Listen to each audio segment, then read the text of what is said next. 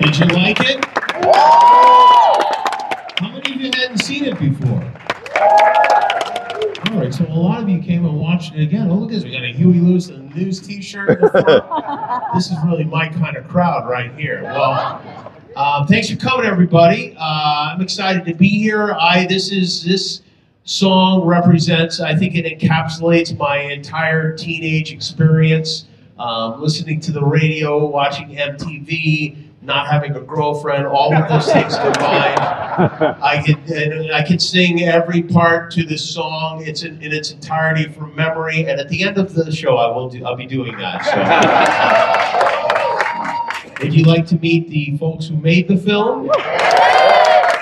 First, I'd like to bring out the producer, Julia Nottingham. Julia, come on out. The director, Bao Lin.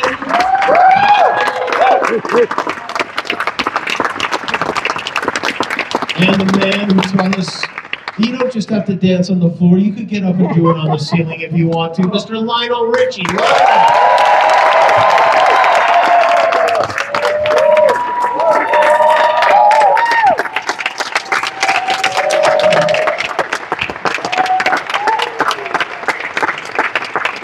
So I was saying to begin that this is a little bit bittersweet for me because, and Lionel, you will remember this, that I thought it would be a great idea to make a documentary about We Are the World.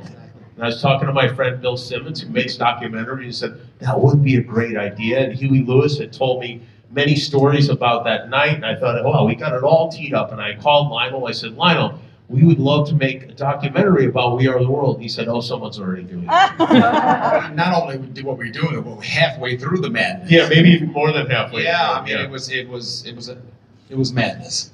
And I will say this also, because I was just hopeful that somebody would do it well. And when I saw it, I was so happy that you guys did it instead of me doing it, because I think you did such a great job with it. You really did. It's such, you found so many different storylines, and really brought that night to life. I mean, it really was like being there. Where did you get all the footage? A lot of places. So the journey started October 2019, so it was a long time ago that... 2020. Right? 2020. The idea, the actual idea. Oh, they're of, fighting let's already. Do this it. is great. The actual kernel of the idea, and yeah, in terms of the archive, we found some in car trunks.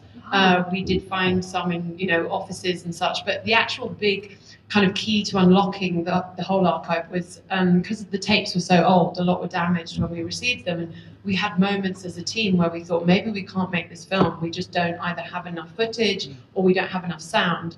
And we were really lucky, we had an amazing archive producer, and she connected the dots that there was a journalist writing a story for Life magazine who's in the film, and she thought, I wonder if he had a dictaphone on him at any point during the night. And she called him one day and he said, well, actually I turned the dictaphone on the day I got the assignment, 3 weeks before the recording, and I didn't turn the dictaphone off until the song was finished.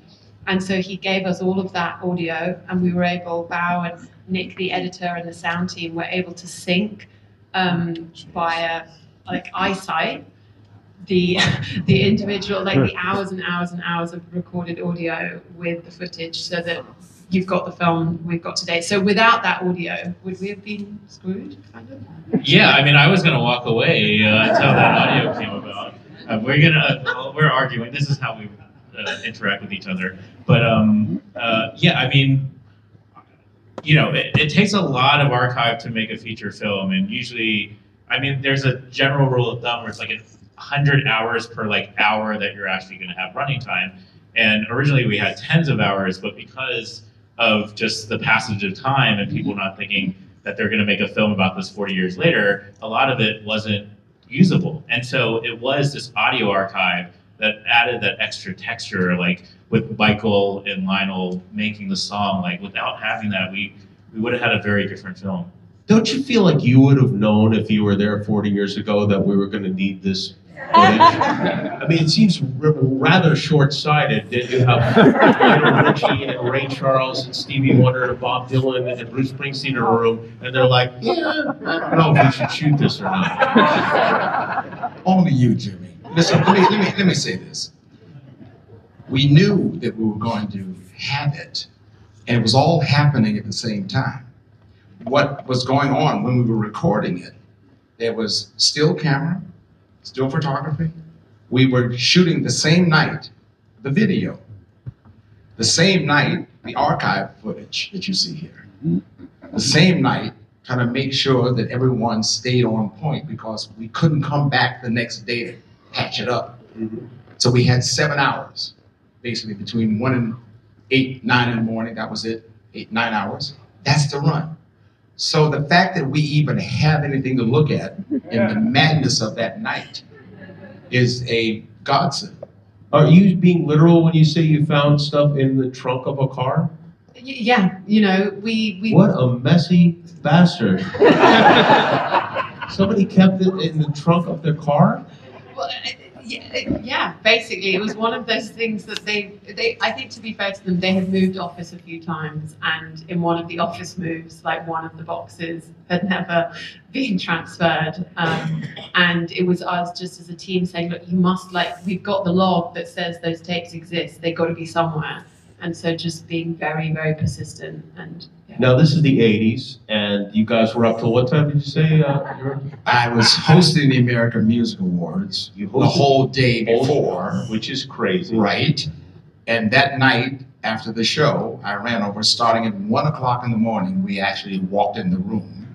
So by 2 o'clock in the morning, we were actually doing We Are the World, which you saw at the beginning. That particular time you saw Waylon Jennings say, I'm out of here. Tutu, I no, Willie Wangu, I'm out. No good old boy ever saying like that, you know. And then from, let's say, 2:30, 3 o'clock until 8, 9 o'clock in the morning, that was complete carving and staying right down on. So obviously there was cocaine involved. Was there cocaine on any of the footage that you guys No, saw? it was. Where was the cocaine? No, it was. It was Roscoe's Chicken and Waffles. I'm telling you what happened. We called it Roscoe's Chicken and Waffles. And the beautiful part of it, believe it or not, the funniest part about it was we were all trying to. You were just a mess. I know. I like how you're trying to. Only love you. is watching you pivot off. Yeah, right. Okay, so no, it was no cocaine, but it was a great glass of wine that kept it. If you know. It was a glass of wine. I thought it was cocaine. And so, as it went on, that bottle of wine became a case of wine, became 3 cases of wine, and what we were trying to do was slow everybody down and celebrating before we had the song. Yeah. So obviously, except for you were unsuccessful with Al Jarreau. Al Jarreau didn't make it. No. That's what I can testify to. I think that was the funniest, for me, the funniest moment is where Al Jarreau is jumping on Bob Dylan, just jumping on him rapidly. And the one part that it was a moment when Quincy said, okay, let's run it one more time. And Al came in and said,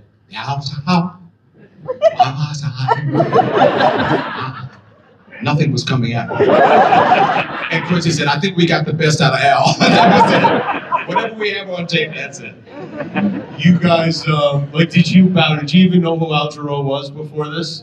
I have to admit, and Lionel hates when I say this, because I was only 2 years old. Did you hear that?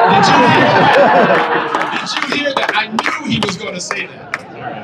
I mean, I'm thinking we're going to get this guy. I mean, I knew all these people, but, you know, I wasn't there when this song, I mean, I was there, I was 2, but I didn't realize, like, how big the song was when it came out.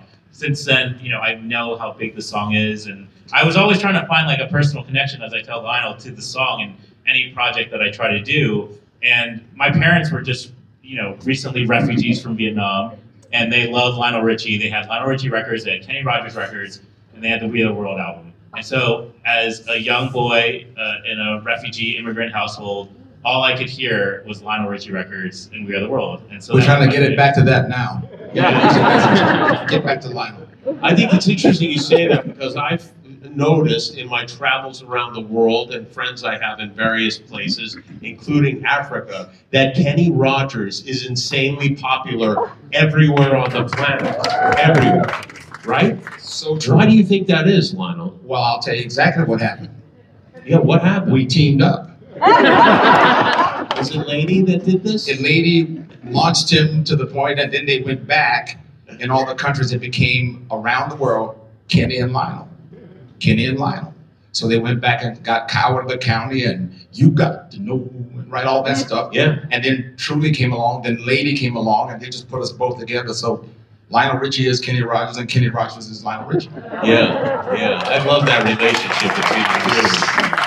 So when you guys are reaching out, and I'm sure Lionel played a big role in this as far as trying to get people who were there that night, you know, you've got most of who you want to talk to, I think. You know, you got Bruce Springsteen, who said no to you, and did any of them? just love you. Well, I'm curious because I watch this and I go, who wouldn't want to be a part of this documentary?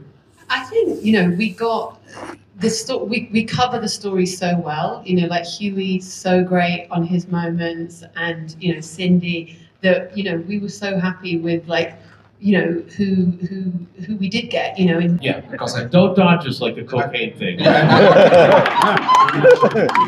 What you will learn here is that how special this night was, that these are artists that if we tried to pull this off today, it would be impossible. Why?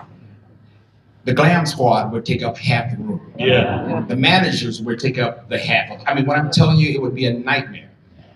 The fact that these artists showed up trusting that we're just going to be in a room together to do this was amazing.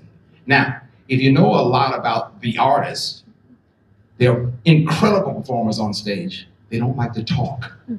They love to sing. They don't like to talk. So when you give them a complicated mission like, we want you to tell the story, they clam up. And so half of them just couldn't get it together. Like, we couldn't get them. They're just not. Like who specifically? Yeah, there's some people who just don't like to talk. Thank you very much. The going back to the song itself, and some of the people were I can give you one answer. I mean, Bob Dylan doesn't like to talk. Bob Dylan doesn't like to talk. Bob Dylan. He didn't really seem like he liked to sing either. I'm giving you to Bob's defense. Okay. To Bob's defense. No, this is great, man. For him to show up, Bob Dylan, who will not go to a restaurant, show up by himself, walk in the room and go, hey, everybody, how you doing? And sit there in the corner and want to be a part of this. And it was an intimidating room. So when he got around to his part, you could see where he figured he had to be a singer, when all we wanted him to do was sound like Bob. And thank God for Stevie Wonder, because he reminded him what Bob's supposed to sound like. That was a cherished moment. So, but I'm just saying, for him to show up alone was the whole series. What, when you're going through all this footage, what was the thing that made you go, oh my God, wait till you see what we have? I mean, I think there's so many different moments of Bob Dylan, you know, Stevie Wonder singing as Bob Dylan, seeing all these musical icons. Even again, I was only 2 years old. I know who all these musical icons are, but seeing them really vulnerable, very anxious, very nervous. I think Lionel said it best in the film, where he said it felt like the first day of kindergarten. I think we all have that feeling. And so seeing all these, like Ray Charles, Stevie Wonder, Michael Jackson, just be really nervous in this room is something for me that is really humanizing, and something that I'm still not convinced Michael Jackson was in the room. When you watch the video, it's like it looks like he shot it back home in Gary, Indiana. Yeah, no. What he did was he left early to come over to make sure that his part was. I mean, again, he left the American Music Awards early. Yes. Yeah. You know what I mean? He was out of there. So he laid down a whole track, and then you used pieces of that in the video. We cut him in and out. And he didn't think it was weird. Well, I guess he didn't think anything was weird. Yeah, but if you know Michael, he's going to have. Yeah, we all do. Yeah, so of course. Yeah, good friend. He's going to have 5 or 6 versions of the same authentic version. So he's probably shot more of that at his house. And then, I mean, I'm telling you, he's a perfectionist. So what angle would you like him to be shot from? He'll shoot it from that angle. So Who was the biggest? Who was the biggest star in that room? Was it Dylan? Was it Ray Charles? Was it Stevie? Who was it? I think Ray. Ray. Ray and Dylan closed the door. And when I say that, I mean, remember now, Billy Joel just getting started. Springsteen been in the business a long time, but we're just meeting for the first time. So we're all walking around with our little egos, and we've got a hit record, and boy, we're kicking ass. And then Ray Charles walks in, shut it down. And Billy Joel said, well, that's the end of that. Here comes Ray. And from that point on, he just stuck to Ray. It was. If you had to pick one of the guys to drive you home, Ray Charles, Stevie Wonder, or Al Jarreau,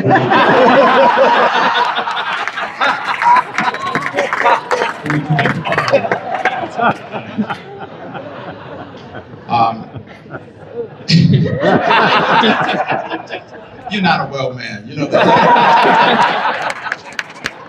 Lionel, I hosted the American Music Awards a bunch of times. I hosted it 5 times, and then the idea that you did that and then went and recorded this whole thing in one night is, again, we get to the cocaine, but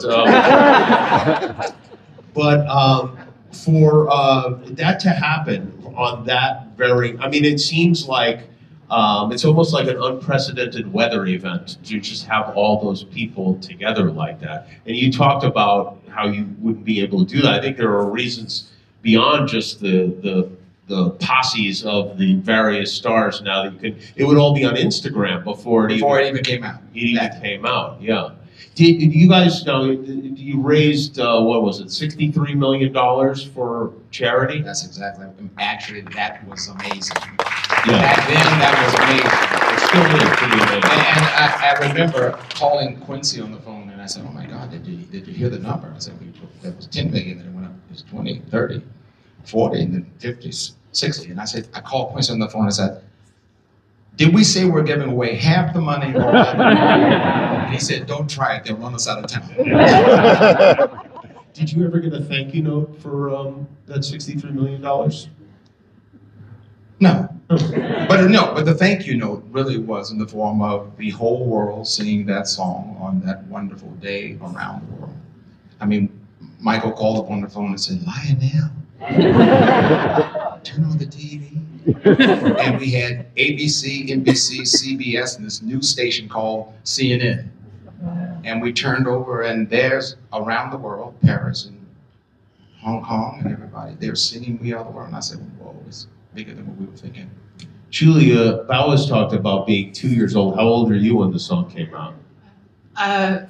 3.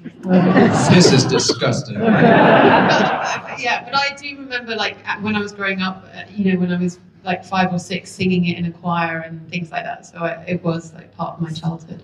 But one thing I was going to say on the money raising thing was when the film came out on Netflix, the song actually went back into the Billboard chart for the first time since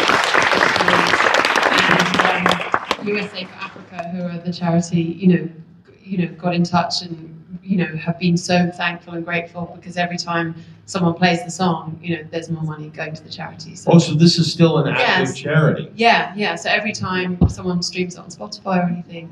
We tried to shut it down 3 times. In other words, thank you, it had its run, we'll stop. The next year, the money comes in. And we say, okay, thank you very much. We shut it down, money keeps coming in.